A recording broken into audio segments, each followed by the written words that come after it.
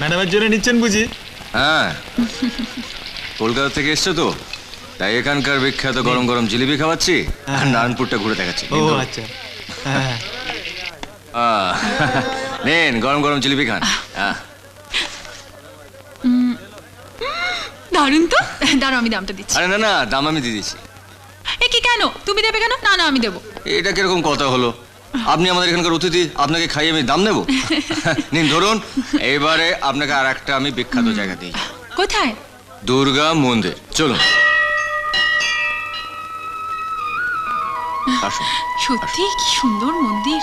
এই হচ্ছে দুর্গা মন্দির, আর ইনি এখানকার জাগ্রত দেবী।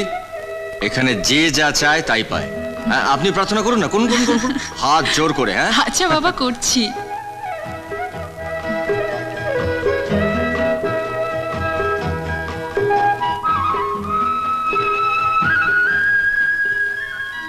কি প্রার্থনা করলেন? তোমায় বলবো কেন? প্রার্থনার কথা নিজের মনে মনে রাখতে হয়, অন্য কাউকে বললে ফলে না। আপনি না বললেও আমি বুঝেছি। কি বুঝেছো? আপনি প্রার্থনা করলেন যে খুব শিগগিরই যাতে আপনার বিয়ে হয়। আরে আপনি হাসছেন কেন? চলো যেতে যেতে বলছি। এত বলার কি আছে মিসেস রায়? মিস্টার রায় তো আমাকে সব বলেছেন। রূপা পিকনিকে গেছে বন্ধুদের সঙ্গে, হয়তো কোনো কারণে আটকে টাটকে পড়েছে। ছি ছি, আমার ভীষণ লজ্জা করছে জানেন। বনি আমেরিকা থেকে এসে ঘরে বসে আছে, আর রূপা, বনি আমাকে কি ভাবছে বলুন তো? না, না। ভাবছে আমার কথার কোনো দাম নেই। প্লিজ, আহা এত আপসেট হচ্ছেন কেন? আমরা তো রয়েছি। আর তাছাড়া রূপা তো পালিয়ে যায়নি। শেষ পর্যন্ত বিয়ের ভয় এইভাবে বাড়ির থেকে পালালেন? কি করব, মায়ের পছন্দ করা ছেলের সামনে বসে আমি ইন্টারভিউ দিতে পারবো না।